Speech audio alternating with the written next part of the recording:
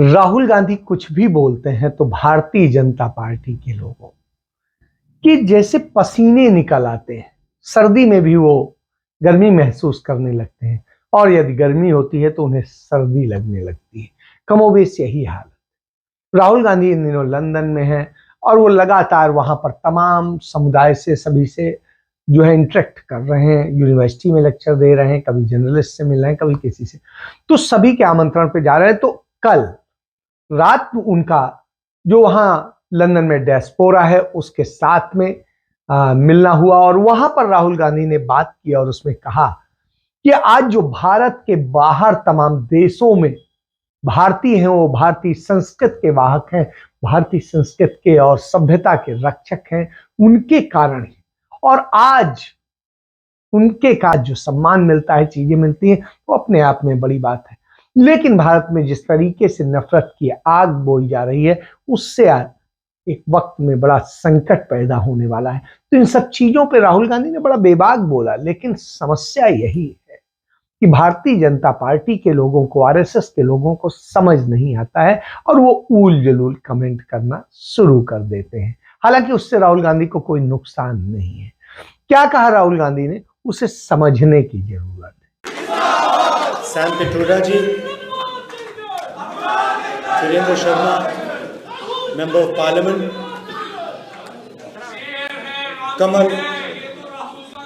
Kamal Dhaliwal ji, other senior leaders who are sitting on the stage, IOC members, brothers and sisters. I can also see some children. So all of you, I'd like to welcome all of you and thank you for coming here today. I believe there are also some people who've not been able to come because the hall is full. So I was asking where do the Indian weddings happen over here? In such a small hall. It's an honor for me to come here and speak to you. I was actually invited to Cambridge University to give a talk there on Indian politics and global politics, which I did, and it was quite a nice atmosphere, nice talk. And I was thinking while I was speaking over there, that it's quite strange that an Indian political leader can give a talk in Cambridge University, Harvard University, but he can't give a talk in India, in a university in India. Right? And the reason is that our government simply does not allow any idea of the opposition, any concept of the opposition to be discussed. Same happens in Parliament House. When there are important things that we need to speak about, demonetization, GST, the fact that the Chinese are sitting inside our territory, when we try to raise these questions, we're not allowed to raise them in the House. It's a fact. It's shameful, but it's true. And this is not the India that all of us are used to. Our country is an open country where we pride ourselves on our intelligence, respect each other's opinions, listen to each other, and that atmosphere has been destroyed. You can see the narrative in the media, and the reason we were forced to walk across India, the Bharat Jodo Yatra, was because all the institutions that protect a democracy, that allow people to speak, that allow an expression of voice, are captured by the BJP. And so we decided that a good way to think about it, a good way to act would be to go directly to the people of India and do what used to be a tradition called the Yatra. Yatra is not just a walk across the country. Many great people in India have gone on a yatra. Of course, the most famous yatra was the one done by the father of the nation, Mahatma Gandhi. But there have been others. Vivekananda ji apparently walked across the country. My Sikh friends here, Guru Nanak ji walked across the country. Buddha walked across the country. So there's a list of people who have used this idea of the yatra. And the yatra is actually introspection. It is an attempt to understand what is going on in the country, an attempt to listen to people, but also an attempt to understand the voice of the people and express the voice. So it was a wonderful experience for me. I started in Kanyakumari and we went all the way to Kashmir. Thousands of kilometers in the heat, in rain, in the snow. And we got to understand our country in great detail. We spoke to thousands and thousands of people, farmers, little children like you. What's your name? Huh? Sorry? Samrat Singh. So kids like Samrat Singh, we met thousands of them. We met youngsters who are unemployed, asking, the most interesting thing was that the biggest issues in India today are unemployment, price rise, and the violence that Indian women face. That third one is a hidden issue, nobody speaks about it.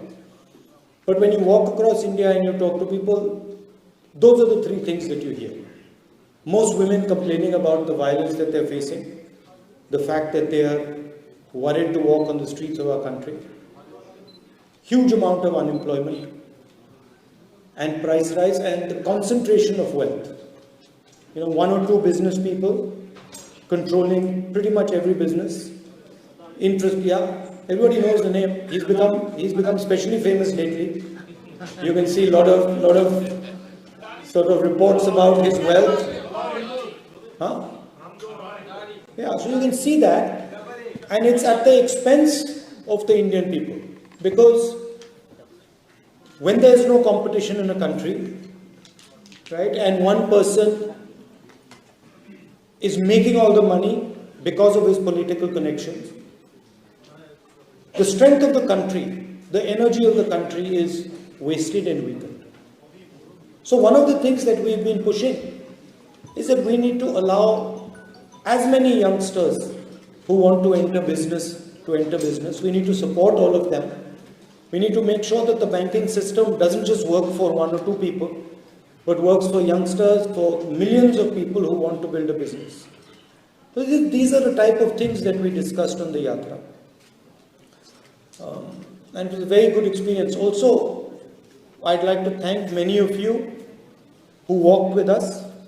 You came from different parts of the world. You came from England, you came from the United States, from Canada, from Japan, from all over the world people came and walked with us. So that helped us. You helped us with your support and your energy. So that I'd like to thank all of you for that. So that was the experience of the yatra. And the interesting thing to me was that what the people of India were saying, unemployment, prices, concentration of wealth, Mr. Adani, it's not in the media at all. In the media we see anger, hatred, violence. Then we see Bollywood, Aishwarya Rai, Salman Khan, cricket. We see all these things, but we don't see the real issues that the people of India are facing. So that was quite a learning experience for me. The other thing that some of the speakers alluded to, we walked for almost 4,000 kilometers. It was a huge effort. 5 or 6 people died while we were walking. One of our members of parliament had a heart attack in Punjab and died. So there was also quite a lot of tragedy taking place. People getting injured, someone falling, breaking an arm or breaking a leg. And in the first 5 or 6 days, I started to ask myself, what is my role in the yatra? What do I have to do? And after thinking about it for a while, I decided that my role was that whoever came into the yatra, regardless of whether they were rich or poor, young or old, male or female, I decided that my role would be to make them feel that when they walked inside the room, when they entered the yatra and they came to speak to us, that they should feel that they had come back home. Right? They should get a feeling that they had come back home and they were not speaking to a politician, but they were speaking to their brother, their friend. That was the idea I had, and I told the people who were working with me that, listen, we have to respect every single person who comes, and he has to feel that he has come home. And when he leaves, he must feel that he has left home. That we don't want a political relationship with him. We want an emotional, family relationship with him or her. And that is a very powerful thing, because the moment we started to behave like that, the moment we started to say, look, we are going to treat people with respect, immediately the people who were coming started to treat us like family. And you must have seen some of the pictures where it was as if we were meeting our family members. People hugging us, people telling us very emotional things. That was also a very powerful thing in the yatra. And the other thing I noticed was that throughout this walk, people of all religions came, all castes came, all languages came, but there was no anger, no hatred, no violence, no disrespect.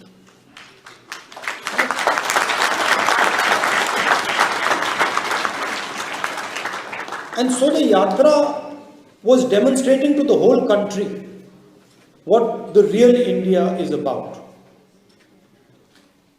What Indian values are, what our religions tell us, what our different languages tell us, what our different cultures tell us, that we are one country with many, many different ideas, and we have the capability of living together harmoniously, without hatred, without anger, without disrespect. And it's when we do that that we are successful. Right? That was the message of the yatra. And of course, on the other side, we have an ideology of hatred and violence, disrespectful ideology that attacks people because of their ideas. And you must have noticed one thing, and this isn't the nature of the BJP and the RSS. If you noticed a statement of the foreign minister, he said China is much more powerful than us. He said China is much more powerful with us, how can I pick a fight with them? Matlab, at the heart of the ideology is cowardice.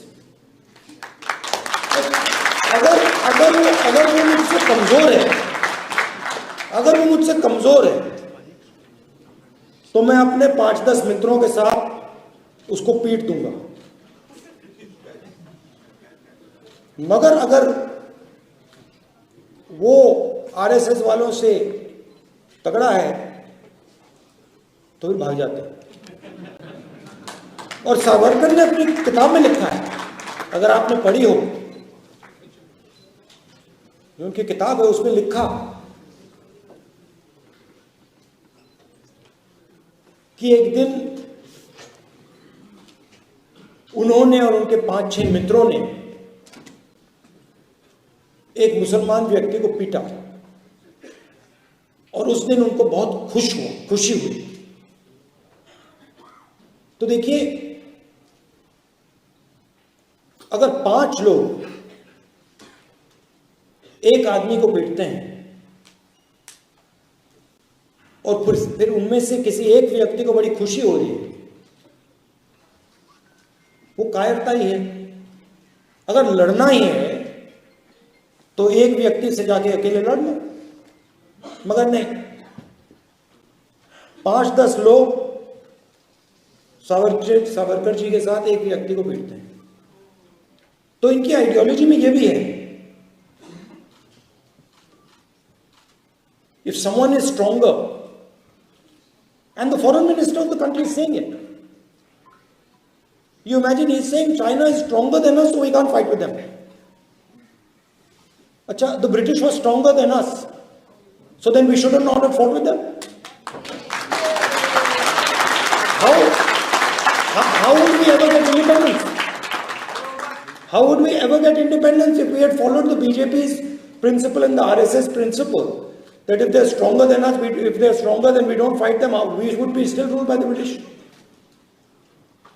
Right? So at the heart of their idea is cowardice. And that's the lesson for everybody, and including the people in India. As you said, डरो मत, डरने की कोई जरूरत नहीं इनसे, nothing to be scared of. And in fact, the way I look at it, the more they attack me, the better that is for me. Because the more I understand, the more I learn. Right?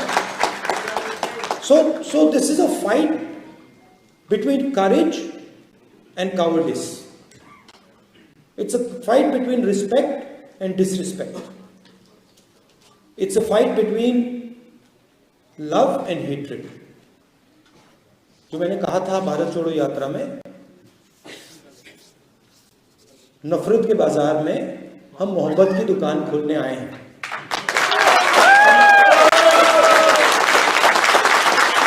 And that is the message that I would leave you. As a community in this country, you have done us all very proud. And of course you have done us proud because you've been successful, because you've made a lot of money, you've developed a lot of businesses. But that's not the real reason you made us proud. The real reason you made us proud is because you respect the people you live with, you respect the different cultures, you respect the fact that you're living in England, you listen to their perspective, you embrace their perspective, you tell them about our perspective, and in that way both groups of people improve and do better. So you have shown in your living here, you have shown what an actual Indian person should be doing. Living peacefully, affectionately, with respect, listening to other people, learning from other people, and also, as a result of our history, as a result of our tradition, teaching other people what we know. So I'd like to end by thanking all of you for making our country proud, by shining, by being a shining example of what it means to be Indian, of being respectful, of being loving and affectionate to everybody around. Thank you very much. Jai Hind.